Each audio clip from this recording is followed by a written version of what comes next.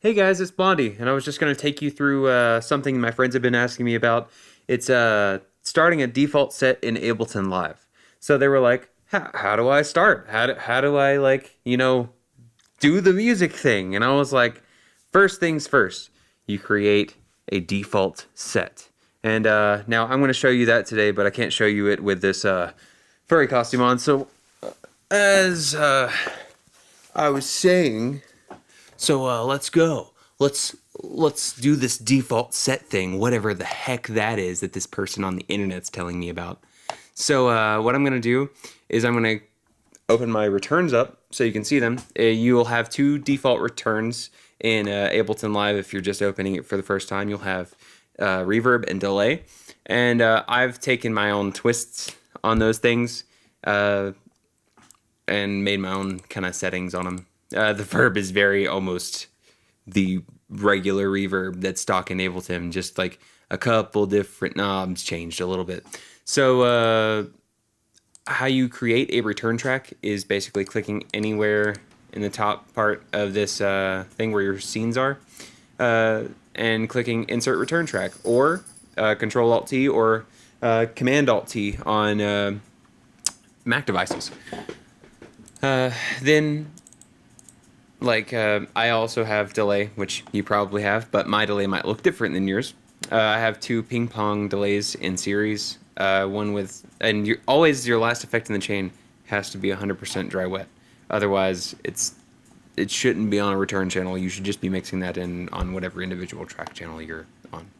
And then I also have a rear bus, basically just a fat compressor with kind of extreme settings dialed back. And it helps liven up a lot of mixes. It compresses differently the more you have going into it. So like, say I wanted the drums to be really crushed on one part of the song, but I didn't want them to be crushed on all the song. Then I would take the rear bus and automate the output on whatever channel. Say this was my drum channel. I would just automate this output to compress or less compression, I guess. That's more of a mixing thing. Anyway, I also have these guys just let me know what my keyboards are doing. How you create them is just create a MIDI track, then click whatever keyboard you have. If you have a bunch, create a bunch of them if you want. Then I monitored it in, but if you're planning on putting an instrument in it later, put it to auto. The only reason I have them is just so I can see my MIDI when it happens. Because there's nothing worse than going into a studio project that you've worked on before and like loading it up, and then you go damn with a recorded channel and nothing happens, and you're just like, oh no, what did I do to my MIDI? So making sure your MIDI is there to begin with is a good thing. Helps with troubleshooting. Then after you've created your masterpiece, which is your live set, which should also have a limiter on the master channel. Don't ask me why. If you need to know why, you probably shouldn't be doing sound. Yeah,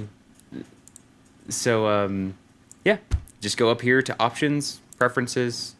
Then I think it's File Folder, and you click Save on Save as Default Set. So I didn't actually make mine this time, but if you would like me to do a longer video where I go through and make one, I can do that too. So it's right here in Options, Preferences, File Folder, and it's at the very top. Save as default set, and then if you do anything cool like I did, I guess, returns are hidden, but that's okay. You're gonna have a great day. Helps me start off my day right. So I recommend like putting a channel in there, kind of like that, because whenever I go to the studio, sometimes I'm kind of sad. So it helps. It helps. Anyway, hope you guys have a great day.